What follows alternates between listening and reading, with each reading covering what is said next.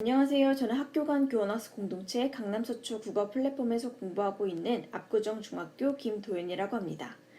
세계는 앞으로 BC와 AC, 즉 코로나 이전과 코로나 이후의 세계로 나뉠 것이라는 말을 굳이 인용하지 않더라도 코로나19는 삶의 여러 변화를 가져왔지요. 특히 교사로서 절감하는 학교 생활의 변화는 굉장히 낯설고 충격적이기까지 한데요. 우선 온라인으로 수업을 한다는 것 자체도 처음에 너무 충격이었고, 학생들을 3주에 겨우 한 주씩 만나는 것도 굉장히 낯설고, 마스크를 쓰는 바람에 학생들의 얼굴을 제대로 보지 못한 채 벌써 한 학기가 마무리되고 있는 것도 실로 놀라운 일입니다. 그런데 단기간에 그칠 줄 알았던 이 수업 형태가 장기간으로 지속될 거라는 전망이 이어지고 있는데요.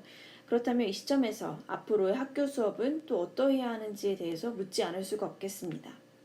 지금까지는 온라인으로 수업을 가능하게 하는 것 자체의 비중이 좀 컸다면, 이제는 온라인으로 어떻게 배움이 있는 수업을 실천할 수 있을지에 대한 고민과 실천이 뒤따라야 할 것 같습니다. 즉, 원격 수업 2.0을 고민해 보아야 하는 시점이지 않나라는 생각이 듭니다. 그런 의미에서 국어과 블렌디드 러닝 수업 평가 사례 나눔을 진행해 보도록 하겠습니다. 아직 학기가 마무리되지 않아서 심지어 아직 진행 중인 수업도 있고요. 앞으로 더 다듬어야 할 수업들이라서 서둘러 꺼내놓는다는 느낌을 지울 수 없지만, 또 그래서 더 고민이 되지만, 선생님들께서 부디 발전 가능성을 봐주시고, 또 이번 수업 나눔을 계기로 포스트 코로나 시대의 블렌디드 러닝에 대해서 함께 고민해보는 발판이 되기를 소망합니다. 오늘 수업 사례 나눔은요, 총 4개의 파트로 진행될 예정인데요. 첫 번째로 교과 융합 사례입니다. 국어과 미술과 그리고 국어과와 가정과가 함께 융합 설계한 수업을 소개해 드리겠습니다. 두 번째로는 원격 수업을 기반으로 등교 수업과 유기적으로 연계한 평가 사례를 소개해 드리겠습니다. 세 번째로는 구글 클래스룸을 활용한 주제 선택 프로그램 사례를 소개하고, 마지막으로는 개원중학교 정미선 수석님의 낭독을 활용한 한 학기 한 권 읽기 사례 나눔을 소개하겠습니다. 우선 수업 나눔 전에 압구정중학교의 제반 사항을 말씀드리자면, 저희 압구정중학교는 EBS 온라인 클래스를 기본 플랫폼으로 사용하고 있고요. 한 반에 25명 내외의 학생, 그리고 한 학년에는 6개의 반으로 구성되어 있습니다. 그래서 총 1학년은 150명 내외입니다.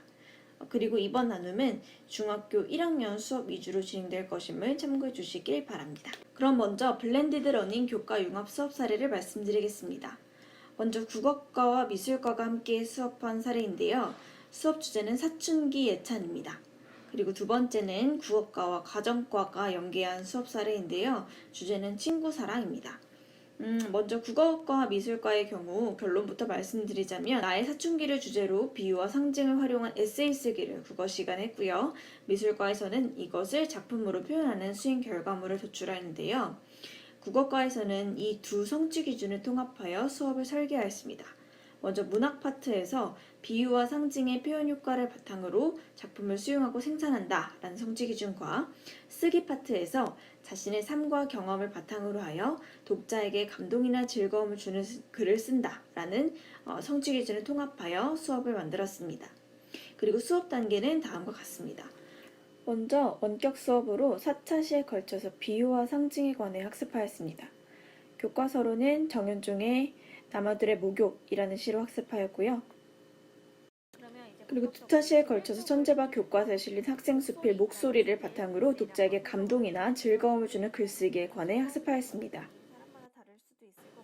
그리고 나의 사춘기를 주제로 사춘기가 무엇인지 간단하게 도입 영상을 만들고, 그래서 이런 식으로 사춘기와 관련해서 나의 의미 있는 경험을 구체화해보도록 하는 것이 원격 수업에서 한 내용들이었는데요. 나의 의미를 구체화할 수 있도록 이런 설문지를 구성하였고요. 그리고 비유와 상징을 활용해서 나의 사춘기를 표현할 수 있도록 이런 설문지를 구성하였습니다. 그래서 이런 식으로 학생들이 나의 사춘기와 관련해서 마인드맵을 작성하게 하였는데요. 원격 수업으로 마인드맵을 작성하긴 했지만 나중에 등교할 때 이것을 가지고 와서 같이 펼쳐놓고 에세이를 작성하도록 하였습니다.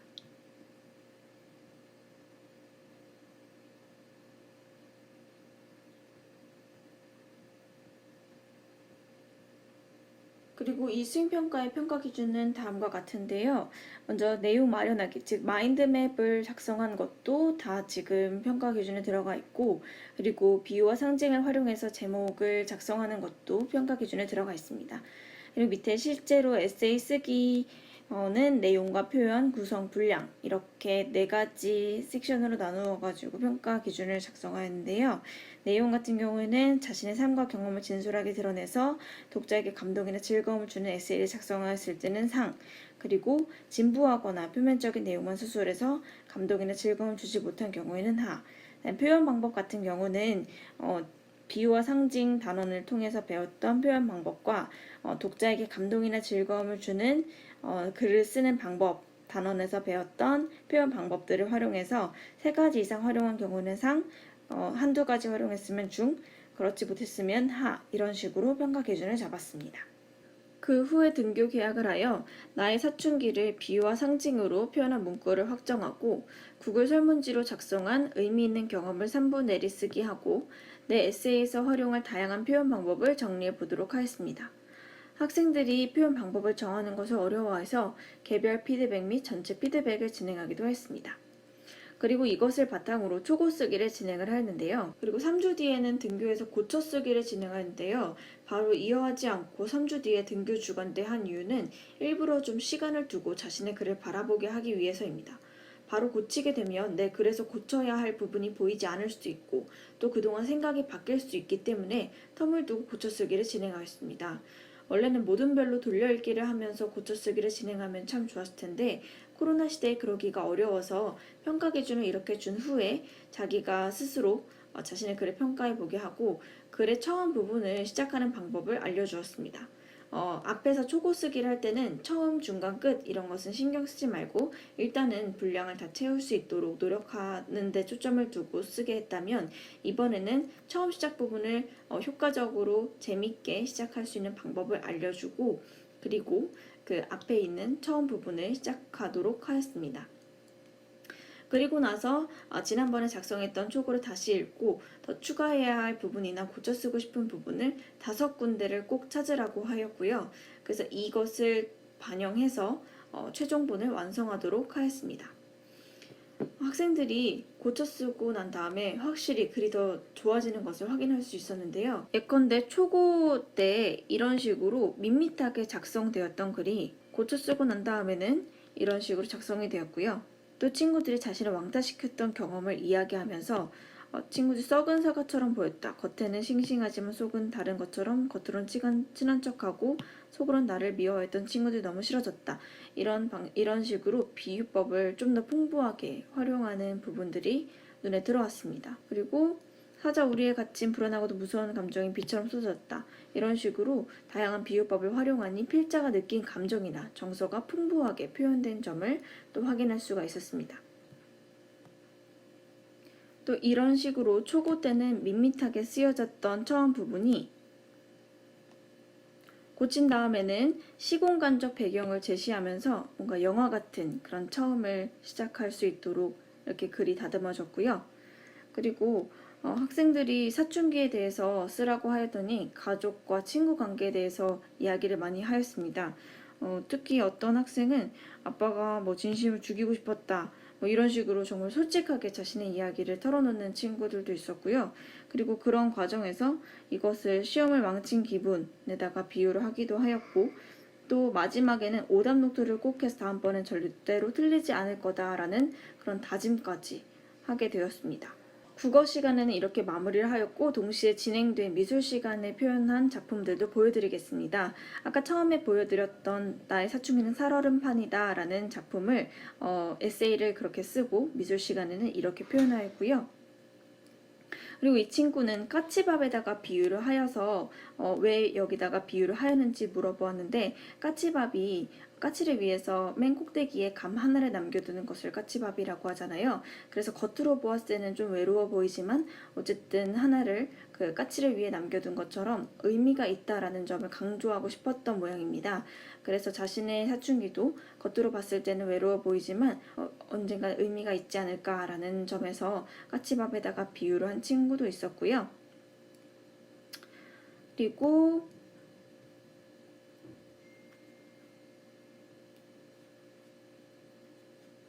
나의 사춘기는 진흙탕이다. 나의 사춘기는 이륙을 준비하는 비행기이다. 나의 사춘기는 카드탑이다.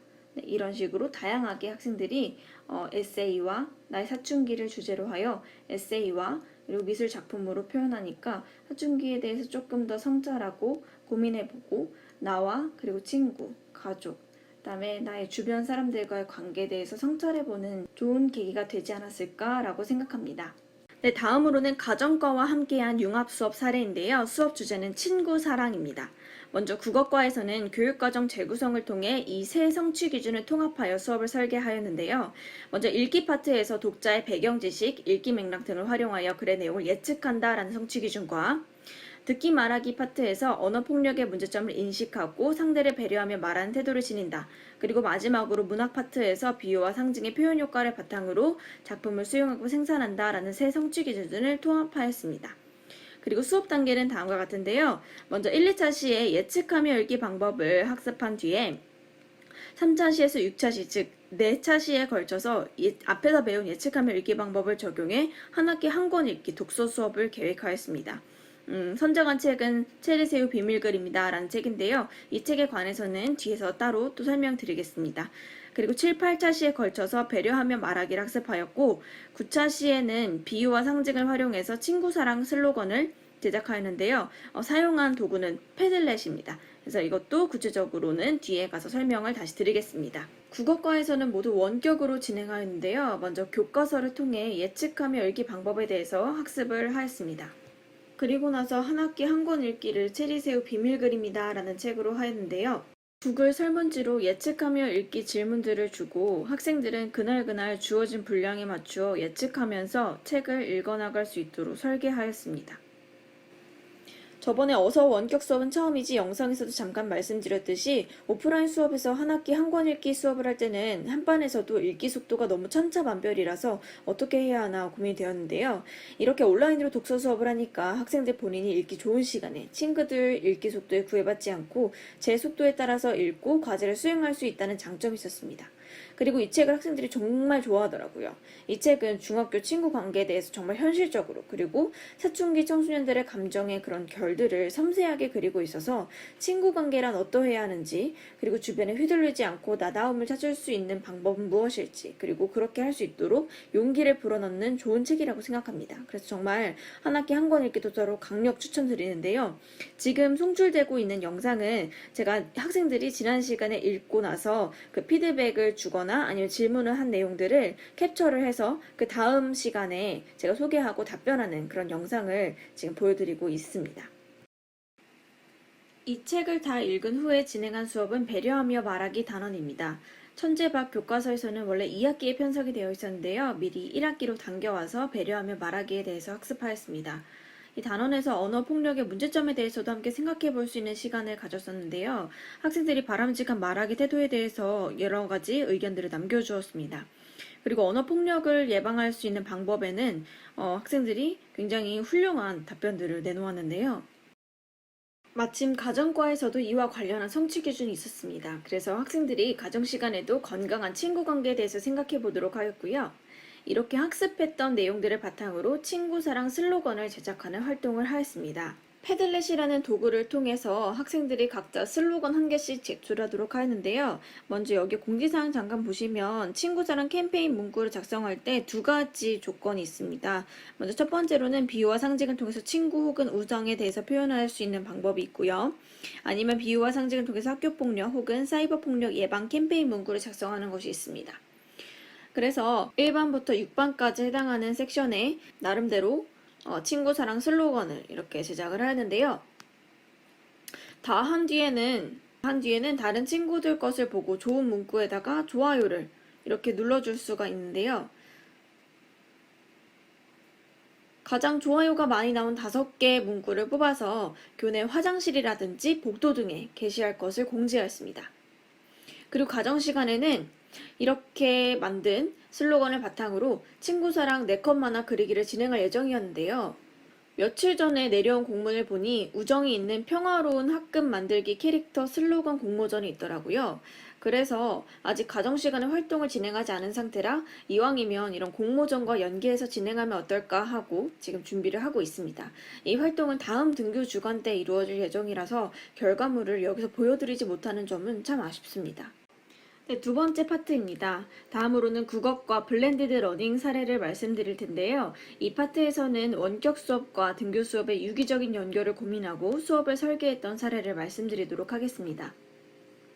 먼저 첫 번째는 급식 메뉴판 분석하기입니다.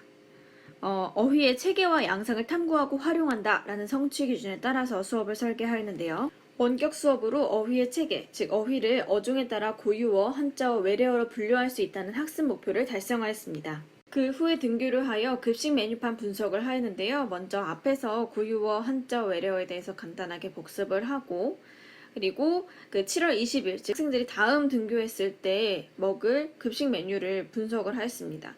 저희 학교에는 스마트 기기가 따로 없어서 학생들에게 스마트폰을 활용해서 사전을 찾아보고 급식 메뉴를 분석해보는 활동을 진행하는데요. 이번 활동을 통해 저도 새삼 알게 된 몇 가지 사실이 있었습니다. 보쌈 같은 경우는 저는 당연히 고유어인 줄 알았는데 보는 한자어이고 쌈은 고유어였다는 사실을 처음 알게 되었습니다. 저만 모르고 있었나요? 네, 어쨌든 학생들도 다음 등교 주간 때 먹을 실제 급식 메뉴를 분석하니까 굉장히 흥미를 가지고 열심히 참여했습니다. 이게 우리가 진짜 먹을 급식 메뉴가 맞냐고 몇 번이고 되묻는 걸 보니까 정말 귀엽더라고요. 그래서 이런 실생활 자료를 통해서 어휘를 분류하고 탐구해보는 활동을 마무리하였습니다. 두 번째 사례는 교실 내 차별금지법 제정하기, 즉 토의하기 사례인데요. 교육과정 재구성을 통해서 다음 세 성취 기준을 통합하여 수업을 설계하였습니다. 먼저 읽기 파트에서 읽기 목적이나 글의 특성을 고려하여 글 내용을 요약한다 라는 성취 기준과 듣기 말하기 파트에서 내용의 타당성을 판단하며 듣는다. 그리고 마지막으로 토의에서 의견을 교환하여 합리적으로 문제를 해결한다. 이 세 성취 기준을 엮었는데요. 사실 이 수업은 지금 진행 중에 있는 수업이라서 아쉽게도 결과물들을 다 보여드리지는 못하지만 우선 설계 계획을 말씀드리겠습니다. 앞에서 체리새우 비밀 그립니다를 가지고 읽기 수업을 하고 나니까 학생들의 반응이 굉장히 좋아서 온라인 독서 수업에 저도 자신감이 생겼던 것 같습니다. 그리고 다음에 또 책 읽자는 학생들의 의견이 많기도 하였고 사실은 원래 계획하고 있었기도 했는데요.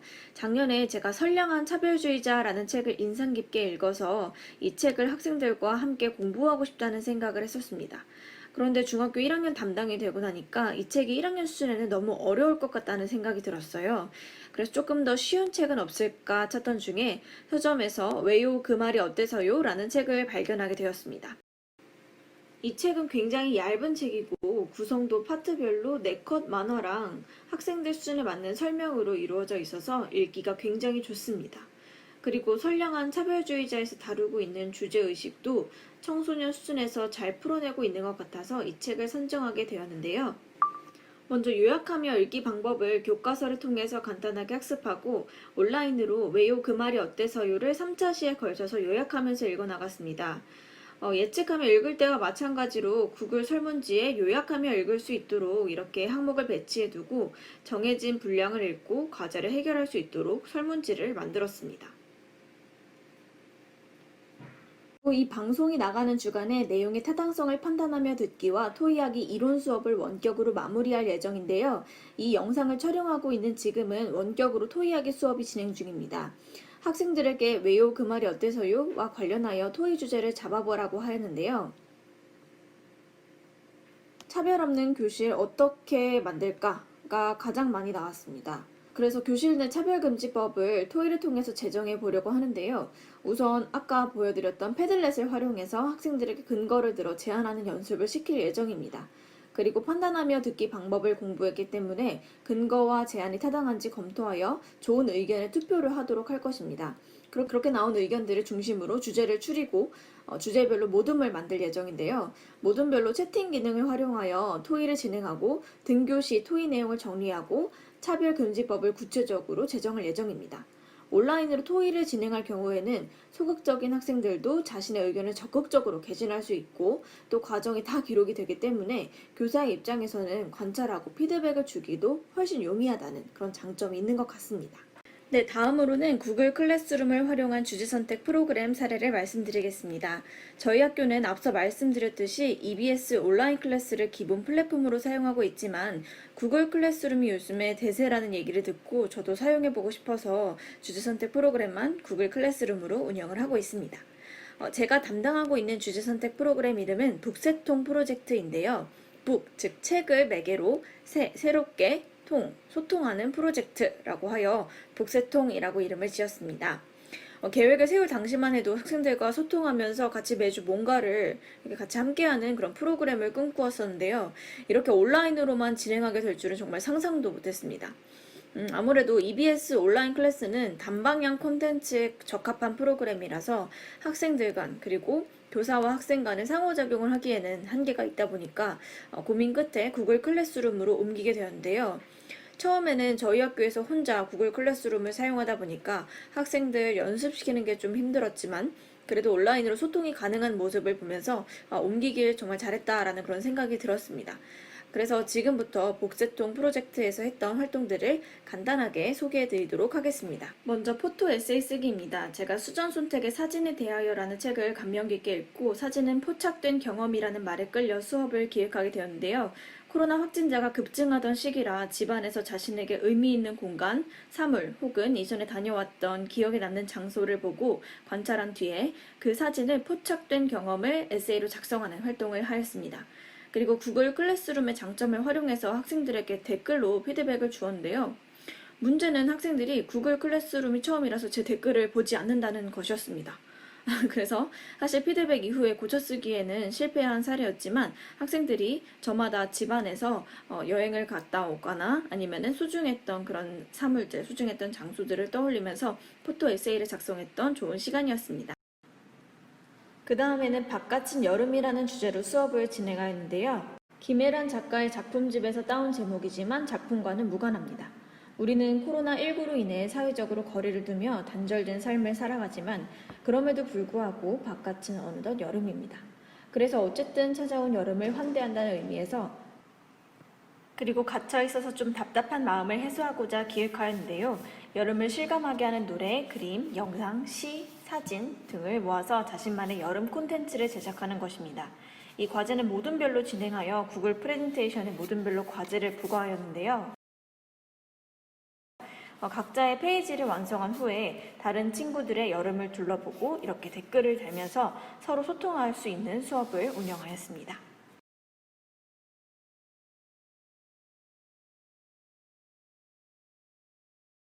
세 번째로는 careless 하거나 carefree 하거나 라는 주제입니다.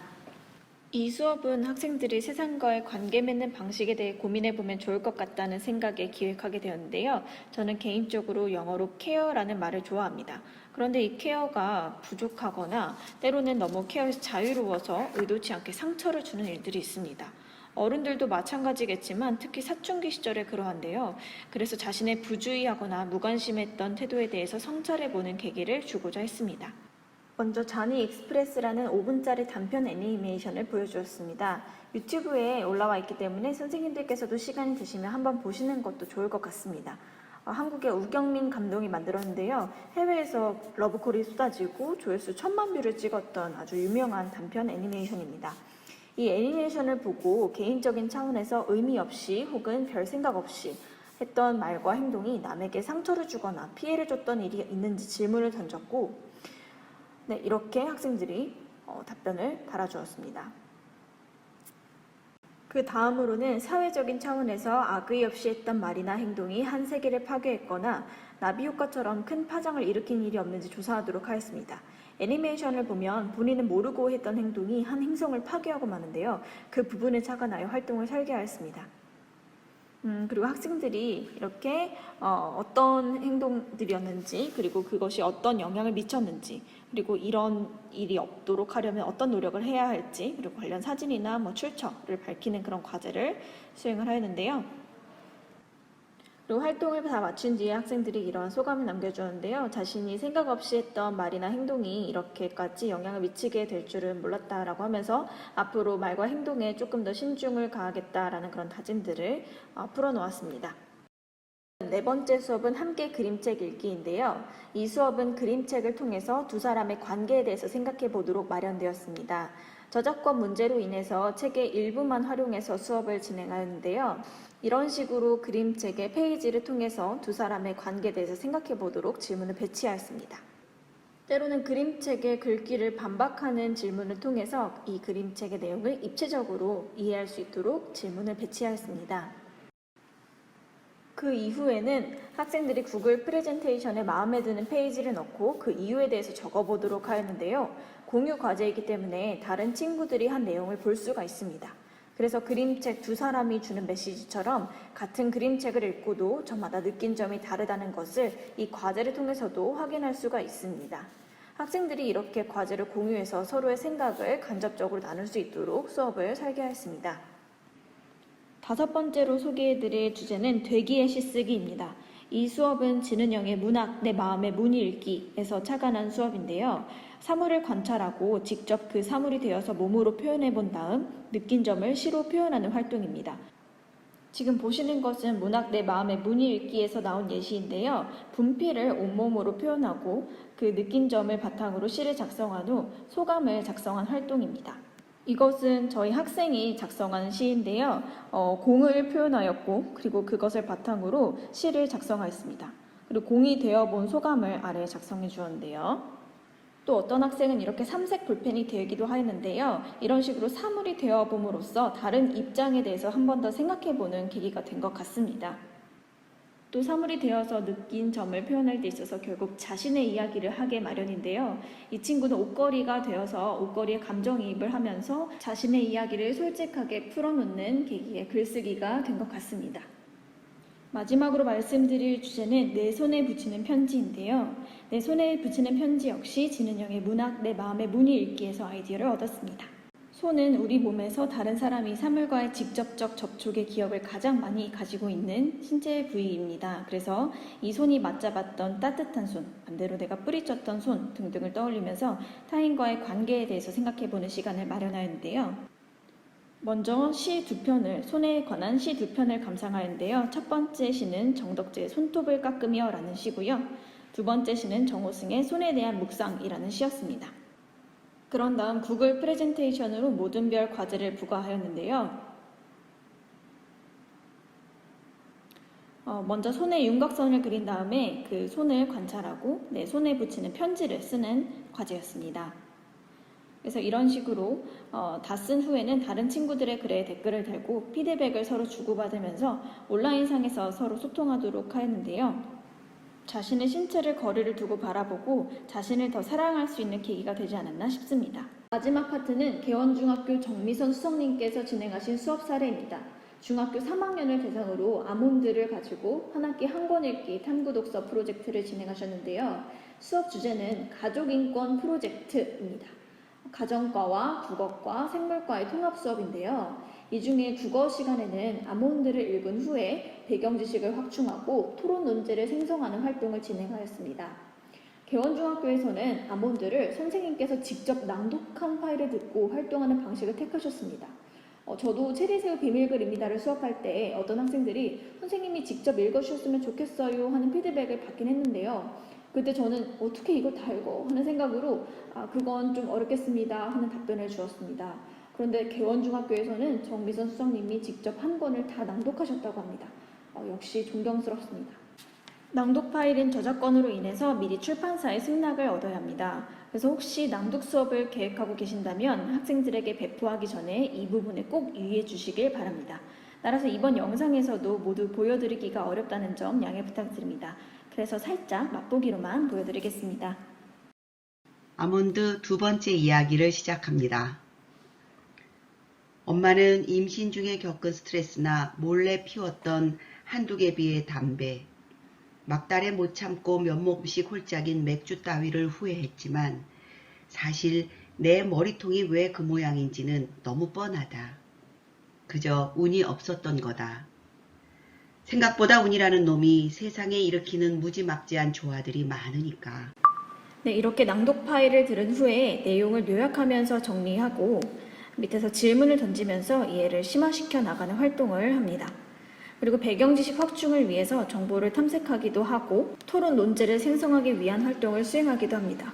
학생들은 이렇게 한 학기 동안 깊이 있는 독서 활동을 하게 되는데요. 어떤 수행 결과물이 나올지 저는 무척 기대가 됩니다. 네, 그럼 이상 국어과 블렌디드 러닝 실천을 위한 원격 수업 평가 나눔을 마치도록 하겠습니다. 이번 수업 나눔을 계기로 더 많은 선생님들의 지혜와 해법이 모여서 강남서초형 블렌디드 러닝이 활발하게 이루어질 수 있기를 소망합니다. 끝까지 들어주셔서 감사합니다.